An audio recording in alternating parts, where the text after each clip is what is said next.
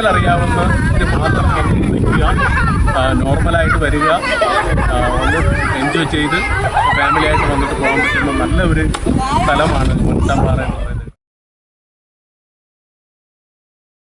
ചരല അല്ല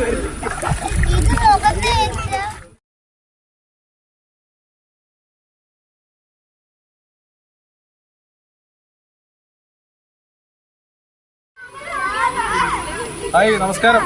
നമ്മളിപ്പോൾ നിൽക്കുന്നത് കോഴിക്കോടാണ്.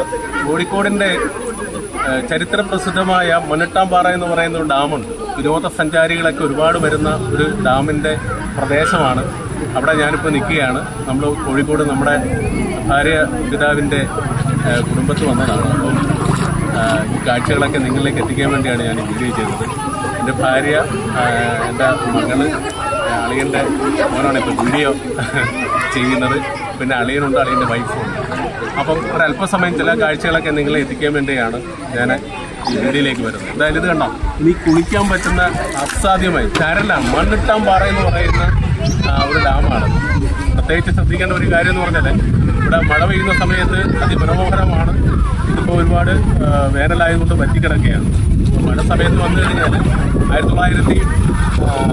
1989 ഇത് റിപ്പയർ ചെയ്തത്. അതിന് മുമ്പ് ബ്രിട്ടീഷുകാരുടെ കാലത്ത് തന്നെ ഇത് ഉള്ള ഒരു ഡാമാണ്. ചരിത്ര പ്രസവം ഈ കാണുന്ന ഊണ് കിടക്കുകയാണ് കേട്ടോ. കായലുകൾ ഇത്ര മനോഹരമാണ് കാണുന്നത്.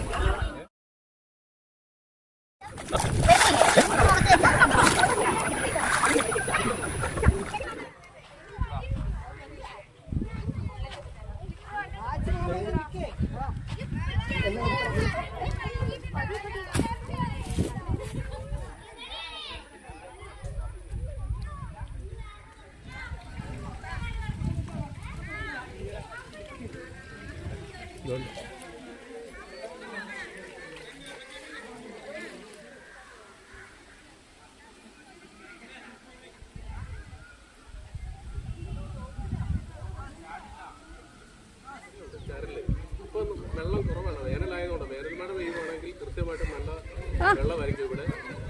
ഒരുപാട് ആൾക്കാരാണ് ഇവിടെ വരുന്നത്. ഇപ്പം തന്നെ ആൾക്കാർ കൂടുതലുണ്ട്, ഒരുപാട് ദൂര സ്ഥലങ്ങളിലൊക്കെ വരുന്നുണ്ട്. പ്രത്യേകിച്ച് വെള്ളം കൂടുന്ന സമയത്ത് ഒരു കാരണവശാലും നീന്തൽ അറിയാത്തവരാരും ഇവിടെ ഇറങ്ങരുത്. വളരെ കെയർ ചെയ്ത് വേണം ഇവിടെ എത്താൻ. അപ്പം